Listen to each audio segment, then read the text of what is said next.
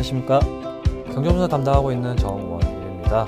오늘 말씀드릴 내용은 데이터로 확인하는 피복 가능성이라고 해서 최근에 그 통화정책과 방향성과 관련해서 굉장히 왈가왈부 말들이 많은데 지지할 수 있는 이제 데이터들을 좀 확인하는 내용이라고 말씀드릴 수 있을 것 같습니다.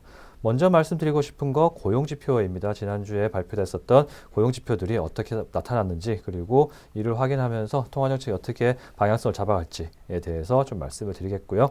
그리고 발표됐었던 또 다른 지표 중에서 수요 위축을 지지할 수 있는 여러 가지 지표 중에서 심리 지표들 말씀드릴 수 있을 것 같습니다. ISM 제조업 지수와 ISM 서비스업 지수 이런 부분들을 봤을 때 수요 위축은 생각보다 빠른 상황이다 라는 말씀을 드릴 수 있을 것 같고요. 더불어서 한국의 물가도 둔화세가 빨라지는 그런 과정에 위치하고 있는 것이 확인되고 있습니다. 그렇기 때문에 이제 시중 유동성 확보를 위해서 통화 정책이 좀 빠른 속도로 전환될 것이다라는 그런 말씀까지 이어서 드릴 수가 있겠습니다. 첫 번째로 말씀드릴 내용은 이제 고용지표입니다. 고용지표 비농업 신규 고용 굉장히 자주 보는 지표인데요. 이 지표가 3월 기준으로 봤을 때 시장에서 전망치보다 크게 하락한 그런 모습을 볼 수 있습니다. 그리고 전 산업에 걸쳐서 위축이 이루어졌고요. 특히 저임금 서비스업의 고용이 크게 감소한 모습을 볼 수 있습니다. 보시면은 저임금 서비스업이 1월 당시에 거의 30만 명 정도가 증가를 했었는데 3월로 와서 150만 명 거의 반토막이 나는 그런 상황들이 이어졌었고 그리고 정부 섹터 그리고 제조업 같은 경우에는 심지어 고용자 수가 감소하는 그런 모습까지 이어지는 상황이라고 볼 수 있겠습니다. 그러니까 지금 데이터 디펜던트를 강조하고 있는 파월의 입장에서는 이제 이러한 고용 지표들을 확인했을 때 굉장히 강강하게 통화 정책을 지속하기가 어렵지 않을까라는 그런 내용들을 지지할 수 있는 수치가 발표됐다고 말씀드릴 수가 있겠습니다. 좀 추가적으로 고용지표에 대해 가지고 언급할 수 있는 단기적인 지표 중에 하나가 신규 실업수당 청구 건수와 연속 실업수당 청구 건수 이 두 가지의 고용지표들을 가지고 좀 전망할 수 있는데요.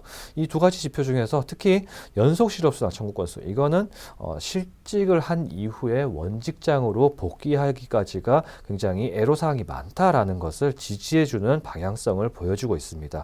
작년 9월부터 해서 지금까지 일시적인 하락은 있었지만 꾸준히 상승 모멘텀을 그리고 아직까지도 상승이 계속 이루어지고 있습니다. 그 얘기는 고용시장이 그만큼 녹록지 못하다라는 것으로 해석할 수 있을 것 같고 헤드라인 지표들이 이제 실업률 같은 경우가 좀 하락하는 모습을 보였지만 그와는 상반되게 실질적인 측면에서 봤을 때 고용시장이 어렵다라고 평가할 수 있는 그런 근거로서 제시가 되겠습니다.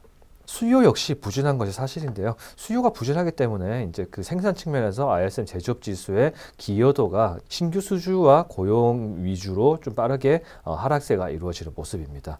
지난 1월과 대비해 봤을 때 확인해 보시면 이제 신규 수주 1월 달에도 많이 빠졌지만 2월, 3월 연속으로 마이너스를 크게 기록하고 있는 모습입니다. 그리고 3월 달에 기여도를 보면은 다른 부분보다 신규 수주가 많이 줄어들었다. 라는 평가를 받고 있습니다. 그 얘기는 실제로 시장에서 수요가 발생하지 않고 있기 때문에 수주가 잘 되지 않고 있다라는 것으로 해석할 수가 있겠고요. 그리고 앞서 언급했었던 고용 같은 경우는 지금 기여도가 크게 하락하는 모습들이 확인되고 있습니다.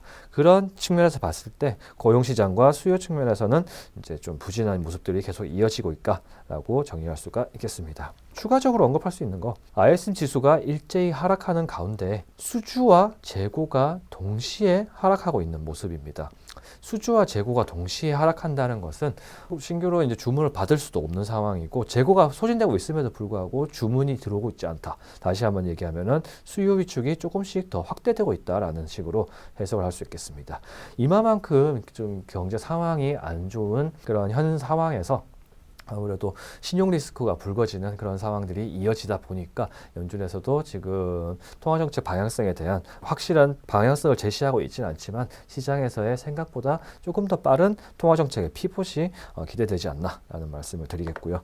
한국 역시 미국의 통화정책에 의존되어서 이제 결정이 되는 만큼 지금 한국도 평년 대비 급격한 기준금리 인상으로 시중 유동성으로 확산되는 이제 가계대출의 증가율이 빠른 빠른 속도로 하락한 모습을 볼 수 있습니다. 그래프에서 확인하시다시피 지금 현재 가계대출 증가율은 전년 대비 마이너스 영역에 위치하고 있고요. 이것은 시중 유동성이 많이 위축되고 있다는 것으로 해석할 수가 있겠습니다.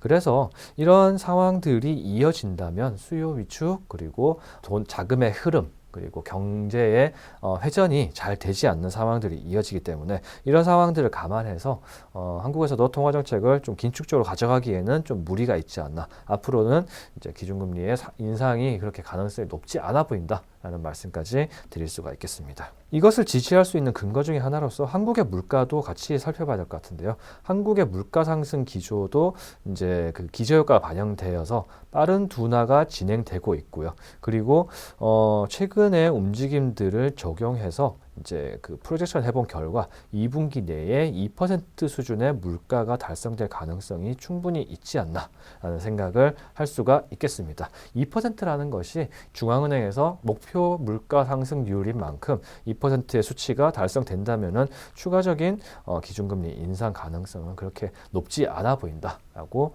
정리할 수가 있겠습니다. 지금까지 말씀드렸던 내용이 결국 통화정책의 방향성이 어디로 움직일 것인가라는 그 부분에 대한 내용이었는데 데이터 디펜던트를 강조하는 파월의 입장에서 봤을 때 물가가 진정되고 고용시장이 안 좋은 상황이 이어진다면 더 이상 시장 지표들을 확인하면서 천천히 기준금리를 강세를 좀 진정시키겠다는 그런 생각보다는 오히려 신용 리스크의 확산을 막기 위해서 적극적인 조치를 취해야 되는 시점이 좀 빠른 속도로 다가오는 것이 아닐까라는 말씀을 드릴 수 있을 것 같습니다. 감사합니다.